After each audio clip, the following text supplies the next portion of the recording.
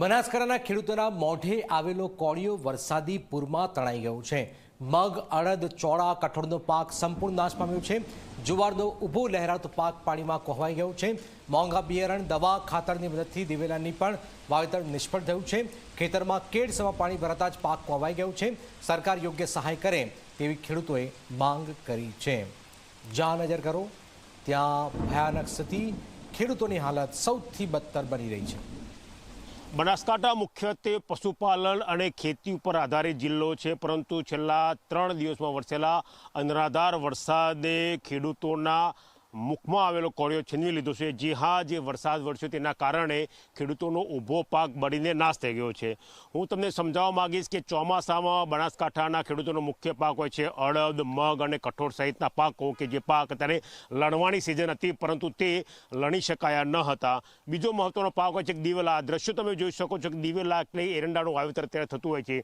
જે ખેડૂતોએ મોંઘાદાટ બિયારણ લઈને એરંડાનું વાવેતર કર્યું હતું તે એરંડા સંપૂર્ણ કોહવાઈ ગયા છે। એટલે કહી શકાય કે એક ખેડૂતને સરેરાશ લગભગ 1.5 થી 2 લાખ રૂપિયા માત્ર બિયારણના ખર્ચા પેટે નુકસાન ભોગવવાનો વારો આવશે। જે ખેડૂતોએ કઠોળનું વાવેતર કર્યું હતું તેમનું ઉત્પાદન ઘણું થવાનું હતું, કારણ કે પ્રમાણસરનો વરસાદ બનાસકાંઠામાં હતો, પરંતુ તે ઉત્પાદન થઈ શક્યું નથી, એટલે એક મોટું નુકસાન છે।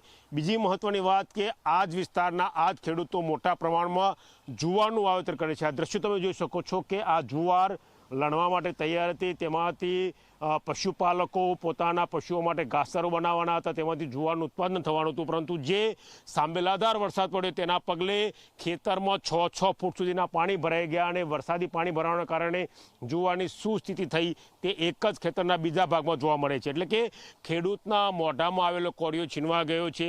બિયારણ, દવા અને ખાતર પેટે માત્ર વાવણી સમયે લગભગ 1.5 થી 2 લાખનું નુકસાન એક ખેડૂતને જોવા મળે છે। તો જે ખેડૂતનો પાક તૈયાર હતો, લણવાની તૈયારી હતી, તેને લણીને ખેતરમાંથી ઘરે લઈ જઈને એપીએમસી બજારમાં વેચવાનો હતો, તે ખેડૂતનો તો વીઘે લગભગ જમીન પ્રમાણે અંદાજ લગીએ તો 25 થી 30 લાખનું નુકસાન છે। એટલે કહી શકાય કે બનાસકાંઠા જિલ્લાના 5 તાલુકાના ખેડૂતોને કરોડો રૂપિયાનું ખેતીનું નુકસાન જોવા મળી રહ્યું છે। જોવાનું એ છે કે આ ખેડૂતોને સરકાર કેવું અને કેટલું વળતર આપે છે।